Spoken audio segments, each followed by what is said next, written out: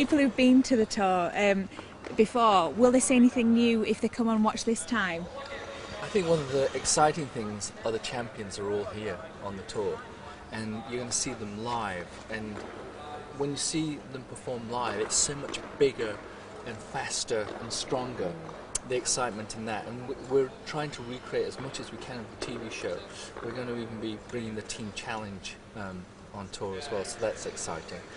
You know, we're doing a couple of numbers, and Robin Cousins is going to be choreographing the opening of the show, so we're excited about that. Yeah, I think it's a great family show. You know, all the generations come from the kids to the parents, the grandparents, and have a great time.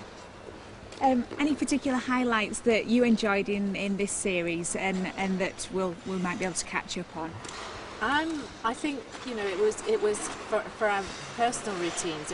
Some of the highlights were when we had the live artists in the studio singing.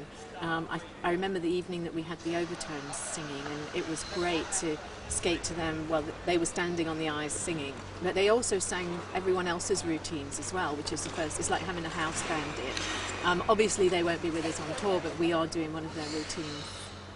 It was so difficult to call who was going to be in the final three because you had such a great amount of talent. Were you making bets all the way through who it was going to be? You know what was really exciting, that they'd all been in a skate-off and they'd all been at the top of the leaderboard. So it was really going to be on the night how they performed, how they skated. So that was what was exciting to see and be a part of, because you didn't know who was going to win. And that's the great thing about the tour. Yeah, on the tour we won't know either, because we've got those three finalists on tour. There's a competition every night, and it'll be interesting to see who's at the top of the leaderboard, who gets to skate Bolero. So it will be fierce competition, I think. Yeah. It was amazing to see sort of your new version of Bolero and the way that you reinvent it every time. How do you feel when you see the celebrities out there and doing their own versions?